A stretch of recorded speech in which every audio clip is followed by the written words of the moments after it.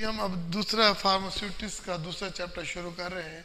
तो इसमें जी पहला तो सवाल ये है कि ड्रग ड्रग के डिफाइन करना है। आपने क्या करना है, ड्रग को डिफाइन करना है।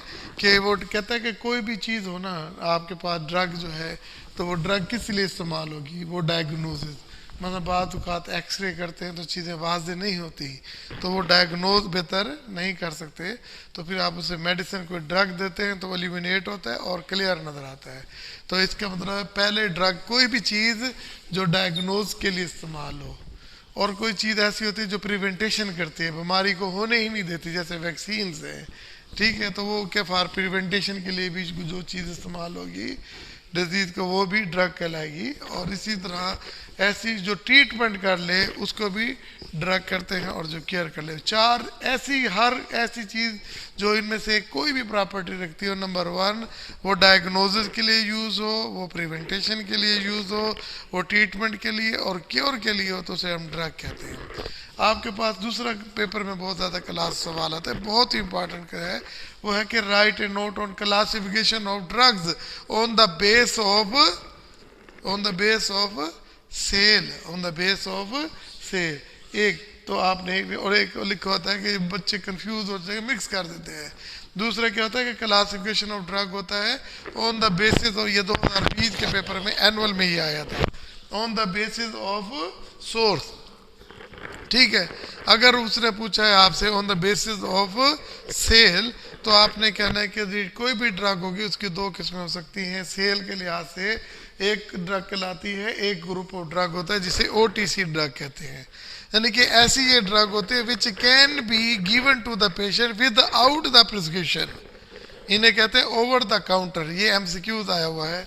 ओटीसी का मतलब क्या होता है, ओवर द काउंटर। तो क्या मतलब होता है, ये सच ग्रुप ऑफ ड्रग्स होता है which can be given with out prescription, जो प्रिस्क्रिप्शन के बगैर दिया जा सकता है।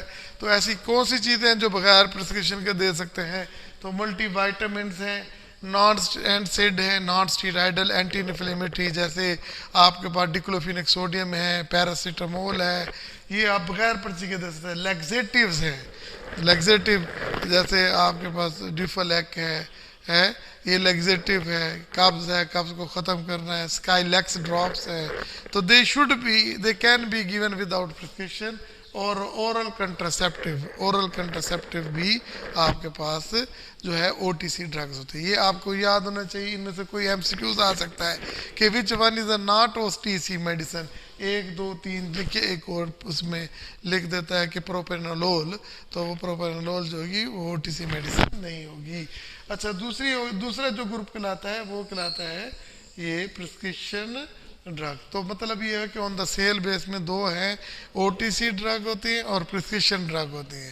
तो नाम ही बता रहा है कि ऐसी drug which cannot be given without the prescription are known as the prescription drug. तो उनमें एंटीबायोटिक होती है, steroid, benzodiazepine, barbiturate, antihypertensive, antianginal, जो भी ड्रग हैं, स्टीरॉइड्स हैं, ये सारी की सारी क्या है, प्रिस्क्रिप्शन आइटम है। अच्छा, फिर और कहता है कि on the basis of the source of drug. देखिए, जो भी सोर्स होगा, अगर वो मैं प्लांट से लूँगा तो वो प्लांट सोर्स होगा, अगर मैं एनिमल से लूँगा तो वो एनिमल का सोर्स, एनिमल सोर्स होगा, और अगर वो मैं इनऑर्गेनिक से माइक्रो ऑर्गेनिज्म से लेता हूँ तो वो माइक्रो ऑर्गेनिज्म होता है, और मिनरल। तो चार सोर्सेज हैं। देखिए, एक है नेचुरल, देखिए पहले तो हम यूँ पढ़ेंगे, सॉरी, पहले पढ़ेंगे कि नेचुरल, दूसरा क्या है सेमी सिंथेटिक, तीसरा क्या है सिंथेटिक ड्रग। तो पहले अगर on the base of source, तीन मेन क्लासेस हैं। कौन कौन सी मेन क्लासेस हैं? नंबर वन, तीन मेन क्लासेस कौन सी हैं? अपना नेचुरल है, नेचुरल के बाद सिंथेटिक, सेमी सिंथेटिक है। ठीक है, नाम से ही सब कुछ बता रहा है कि ये इसका क्या मतलब है। और नेचुरल जो है वो आगे उनके चार सोर्सेज हैं। एक आपके पास एनिमल है, प्लांट्स है, माइक्रो ऑर्गेनिज्म है और मिनरल्स है। तो हमने जो भी डिस्कस करना है वो विद एग्जांपल्स करना है। विद क्या करना है? एग्जांपल्स करना है। हमने क्या करना है? एग्जाम्पल करना है। देखिए, अब हमने नोट लिख रहा है, वो कहता है कि ड्रग नेचुरल सोर्सेज बताएं। तो नेचुरल मेरे पास 4 सोर्सेज हैं। नंबर 1 क्या है जी, प्लांट्स। क्या है, प्लांट्स। तो मैं कहूँगा द ग्रुप ऑफ मेडिसिन। क्या होगा, group of drug, group of drug which are obtained by the plants, through the plants. अब रोवल्फिया सरपेंटिना, रोवल्फिया सरपेंटिना ये रेजर पीन है, रेजर पीन है जो किससे होती है, रोवल्फिया सरपेंटिना, रोवल्फिया सरपेंटिना। ओके, ये बुक से देख लीजिएगा, ठीक है। इसकी ये एक एग्जांपल, आपने एक एग्जांपल देखा, आप डिजिटैलिस है, डिजिटैलिस, ठीक है, ये पत्ते हैं। तो डाइजोक्सिन, ये हार्ट कार्डिक टोने के लिए digitalis, digitalis purpura, digitalis purpura, ठीक है ना, परप्यूरा, ठीक है। तो इससे क्या होता है, डाइजोक्सिन क्या हासिल होती है, डाइजोक्सिन, ठीक है ना, डाइजोक्सिन हम इससे हासिल करते हैं। ओके, अब देखिए ना, आपने एक बताना है और 2 एग्जांपल दे देनी है, तो आपके पास हो जाए। कोई पूछ सकता है कि जी कोई एक एग्जांपल दें, आप कहेंगे रेजर पीन, अच्छा वो प्लांट का नाम तो बताओ भैया, तो आप कहेंगे रेजर पीन सरपेंटिना है। ओके, तो आप कहेंगे डाइजोक्सिन है, वो कहेगा कौन सा सोर्स है, वो डिजिटैलिस परप्यूरा है। Very good. तो इसी तरह जब हम एनिमल की बात करेंगे, क्या करेंगे, एनिमल की, तो वो उसी तरह एनिमल सोर्स देखिए, ग्रुप ऑफ, हाँ, group of drug which are obtain from the animals, ठीक है। अब इसकी एग्जांपल कौन कौन सी होंगी, आप देखिए, इसके अंदर ग्रोथ हार्मोन होंगे, क्या होंगे, ग्रोथ हार्मोन्स होंगे, इंसुलिन होगा, इंसुलिन होगा, और सेक्स हार्मोन्स होंगे। तो ये डायरेक्ट, अब ज़ाहिर है कि जी अब हम इतने एनिमल कहाँ से ले आएंगे जो हम उसके पेनक्रियास से डायरेक्ट जो है इंसुलिन लें, इतने कट्टे कहाँ से ज़िबा करेंगे। तो फिर ज़ाहिर है कि कोई और सोर्स तो होना चाहिए ना, लेकिन बहरहाल एक सोर्स तो है ना कि आपके पास एनिमल सोर्स है। अब है माइक्रो ऑर्गेनिज्म, माइक्रो, अब ये मसला हमारा माइक्रो ऑर्गेनिज्म, अब देखो बिल्कुल वही लफ्ज़ है, माइक्रो ऑर्गेनिज्म, वही का वही लफ्ज़, group of drug obtain from micro organism. Example क्या होगी, ये वैक्सीन होगी, एग्जाम्पल क्या होगी, एंटीबायोटिक होगा, नंबर 3 क्या होगा, इंसुलिन होगा, और ग्रोथ हार्मोन होगी। ओके, वह समझ आई कि नहीं आई। देखो वही का group of drug which are obtain by the micro organism. भाई माइक्रो ऑर्गेनिज्म एंटीबायोटिक बनाते हैं, देखिए आपके पास अमोक्सल है, ठीक है, तो आपके पास वैक्सीन बनाते हैं, इंसुलिन बनाते हैं, तो ये इसके साथ हम ये करते हैं। फिर दूसरा होता है कि जी मिनरल्स, मिनरल्स क्या होता है, ये इनऑर्गेनिक सोर्स है तो नेचर में ना, आपके पास जो ज़मीन है, मादनियात हैं, तो वहाँ पे जिंक और आयोडीन, देखिए मिनरल्स, ठीक है ना, ये इनऑर्गेनिक सोर्स होता है। कौन सा सोर्स होता है भैया, इनऑर्गेनिक, और ये अर्थ क्रस्ट में पाए जाते हैं, ठीक है ना, क्लियर, ठीक है। तो मिसाल के तौर पर क्या है, आयोडीन, जो समुद्री इलाके जो होते हैं, समंदर में जो मच्छर है, तो वहाँ पे आयोडीन की कमी नहीं होती, तो आयोडीन है, तो उसका फंक्शन, और जिंक है, और जिंक है, ठीक है। तो ये यानी कि ये आपके पास जिंक कार्बोनेट की शक्ल में होता है, जिंक हम हासिल करते हैं, आयोडीन, ये मिनरल सोर्सेज हैं। देखिए क्लासिफिकेशन 2 तरह की है आपके, on the basis of sale, on the basis of source. On the basis of sale क्या है, ओटीसी ड्रग है, और क्या है आपके पास प्रिस्क्रिप्शन ड्रग है।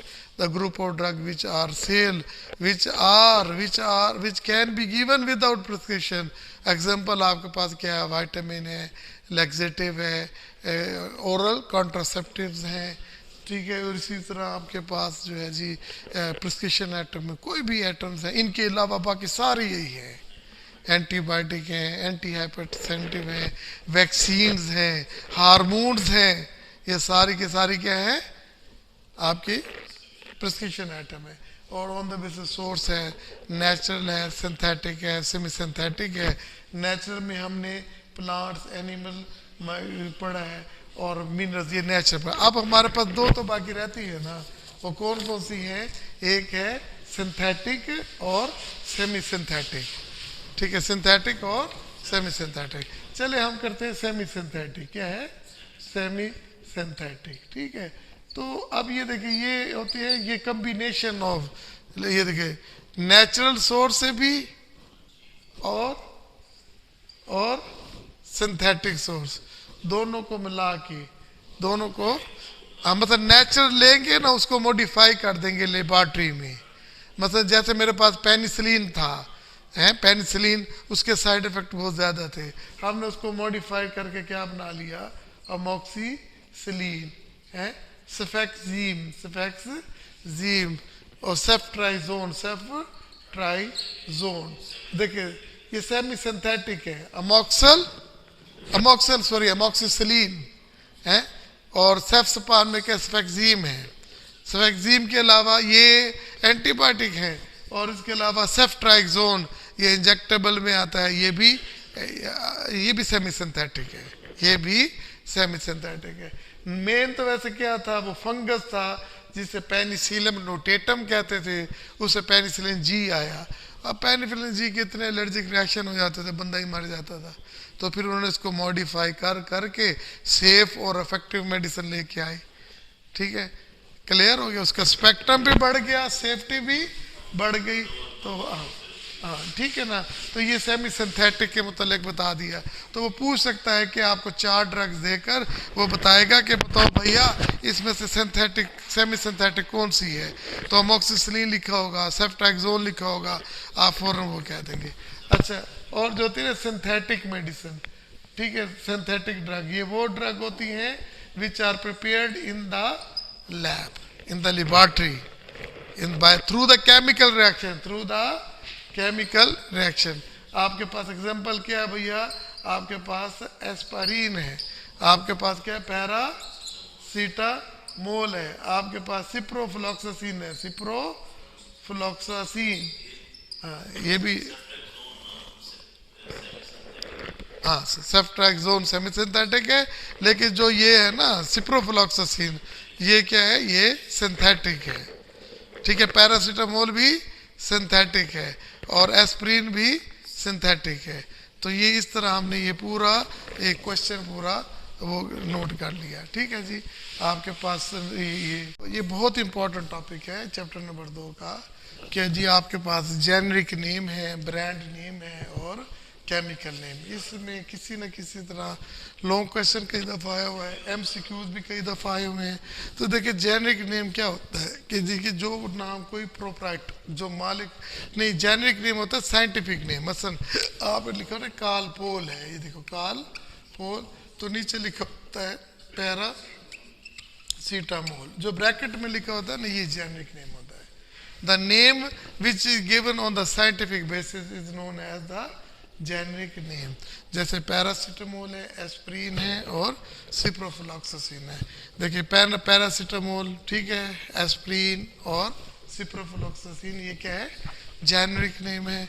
और ब्रांड नेम क्या होता है? ये नेम ऑफ द ड्रग होता है, given name of the medicine given on the basis of proprietorship, यानी कि जो मालिक होता है वो उसका नाम लिख देता है।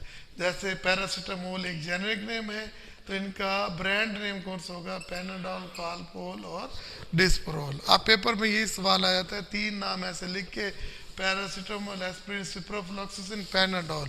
वो कहता है बताओ जी इनका ब्रांड नेम कौन सा है, तो वो उसमें पैनाडोल है, ऐसे ही होगा। और देखिए ये भी पूछ सकता है डिस्परोल किसका ब्रांड नेम है, तो वो पैरासीटामोल का है। इसी तरह डिक्लोफिनिक सोडियम जो है, देखिए डिक्लोरान वोल्ट्राल, ये मार्केट में अवेलेबल है, ये जो है ये ब्रांड नेम है और ये इसका जेनरिक नेम है। देखिए एस्प्रिन है, तो एस्प्रिन लोप्रिन में भी है, डिस्प्रिन में है। डिस्प्रिन और लोप्रिन जो है वो ब्रांड नेम है किसका? लोप्रिन का, और लोप्रिन क्या है? जेनरिक नेम है। ठीक है, इसी तरह केमिकल नेम। अगर आपने कभी लीफलेट देखा हो ना, तो उसके अंदर आपने देखा होगा कि इस तरह के स्ट्रक्चर लगे होते हैं, ऐसे CH3 और इस तरह की ऐसी बातें लिखी होती हैं। तो ये देखिए अभी क्या है, इसमें देखो ये एटम भी बता रहा है, इसमें कोवेलेंट बॉन्ड भी बता रहा है, इसके दरमियान ये बता रहा है कि इनके दरमियान रिलेशनशिप क्या है। तो वो कहता है कि name of the drug on the basis of presence of atom, molecule and inter relationship. Atom, molecule और तो उसे केमिकल नेम कहते हैं। जैसे आपके पास एसिटाइल सैलिसिलिक एसिड, इसे एस्प्रिन का है। और देखिए para acetyl para amino phenol, तो ये क्या है, पैरासीटामोल का दूसरा नाम है। देखिए ये देखिए, वो पूछ सकता है कि एसिटाइल सैलिसिलिक एसिड, एस्प्रिन का दूसरा नाम क्या है, तो एसिटाइल सैलिसिलिक एसिड है। अगर वो पूछ सकता है कि पैरासीटामोल का दूसरा नाम क्या है, तो आप उसे कहेंगे कि acetyl para amino phenol, para amino acetyl para amino phenol.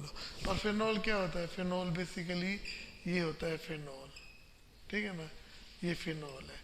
और यहाँ पर क्या है, पैरा है ना, ये पैरा अमाइनो है, यहाँ पे एसिटाइल होगा, ये देखिए acetyl, acetyl para amino phenol. Clear, ये देखिए ये देखो, अब इसमें एटम है, ये क्या केमिकल नेम है। अब आपसे पेपर में वो ये पूछ लेगा केमिकल नेम क्या होता है, ठीक है ना। फिर इसके बाद होता है स्ट्रेंथ। आपने असर देखा होगा कि नोविडेट, डॉक्टर लिखता है नोविडेट 250 मिलीग्राम, नोविडेट 500 मिलीग्राम, जबकि टेबलेट का जिक्र वेट करे 250 मिलीग्राम तो नहीं होगा ना। तो इसमें एक्टिव थेराप्यूटिक डोज जो है ना एजेंट, वो क्या है, सिप्रोफ्लॉक्सासिन, वो है 250 मिलीग्राम। बाकी तो एक्सीपिएंट है, बाकी तो एक्सीपिएंट है। तो वो जो एक्टिव इंग्रेडिएंट की जो अमाउंट होती है in the unit doses form, unit यानी कि कोई एक कैप्सूल है, कोई सिरप के 5 ml में है, वो जितनी डोज जितनी अमाउंट होती है, तो उसको हम क्या बोलते हैं, उसकी स्ट्रेंथ बोलते हैं, ठीक है। तो ये आपके पास MCQ आ सकता है कि स्ट्रेंथ से क्या मुराद है आपकी, ठीक है। ये 2 चैप्टर आज हो गए, तो इंशाल्लाह कल 2 चैप्टर और हो जाएंगे।